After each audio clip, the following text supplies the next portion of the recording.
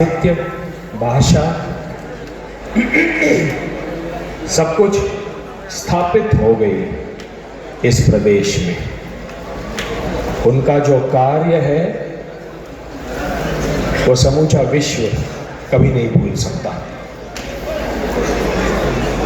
अभी जब शोभा यात्रा में हम लोग आ रहे थे तो हम सबको देखकर सबके मुख पर प्रसन्नता थी, आनंद था, सब लोग हंस रहे थे। लेकिन यहां आने से मना कर रहे थे, ऐसे ऐसे कर रहे थे, मत आओ मत आओ मत आओ, ऐसे कर रहे थे ना, हैं? नहीं तो ऐसे ऐसे क्यों कर रहे थे? साथ में बोलते राधे राधे राधे राधे। मुझे सुनाई नहीं दिया? राधे राधे। राधा का नाम कृष्ण को सुनाई नहीं देता तो कृष्ण कृष्ण नहीं बनता। राधे राधे राधे राधे।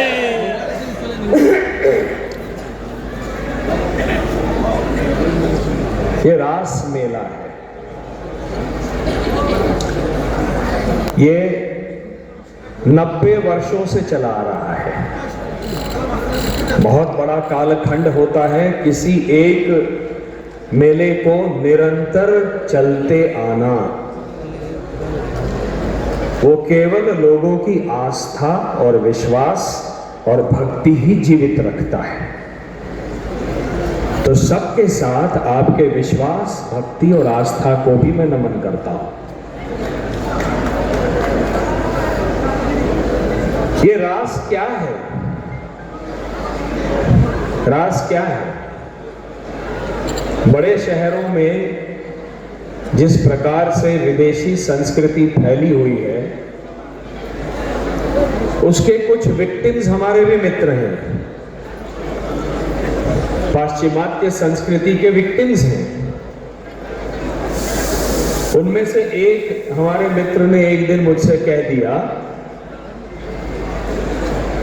कि आपके कृष्ण क्या हैं? तो सबसे पहले मैंने उससे कहा तुम भारतीय हो, तुमने मुझसे कहा आपके कृष्ण क्या हैं, तो कृष्ण तुम्हारे नहीं है? इस संस्कृति के दो सबसे महान व्यक्तित्व जो हैं इस परंपरा के, भारतीय सभ्यता के, वो हैं प्रभु रामचंद्र और भगवान श्री कृष्ण।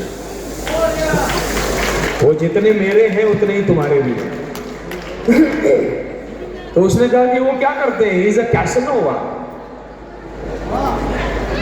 वो महिलाओं के साथ श्रृंगार करते हैं। तो मैंने उस दिन उसको जो कहा वो आज मैं आप सबके सामने रखने वाला हूं कि रास क्या है। आप कल्पना कीजिए, शासन किसका था? कंस का था। कंस किसके आधिपत्य में शासन करता था?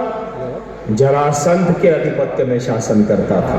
जबकि वो राजा बना अपने पिता उग्रसेन को जेल में डालकर।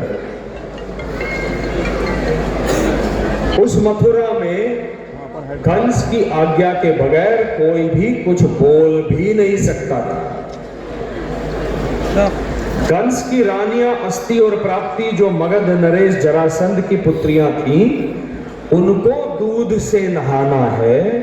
इसलिए वृंदावन और गोकुल का सारा दूध वहां के बच्चे नहीं पिएंगे और वो वहां मथुरा जाएगा ताकि अस्ति और प्राप्ति, कंस की रानियां दूध में नहाएं।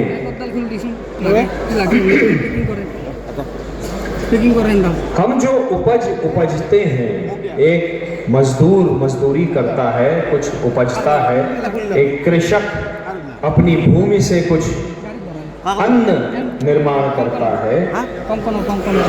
अहीर जो गोपालन करते थे मथुरा वृंदावन गोकुल में, वो दूध का व्यवसाय करते थे नंद बाबा के आज्ञा से।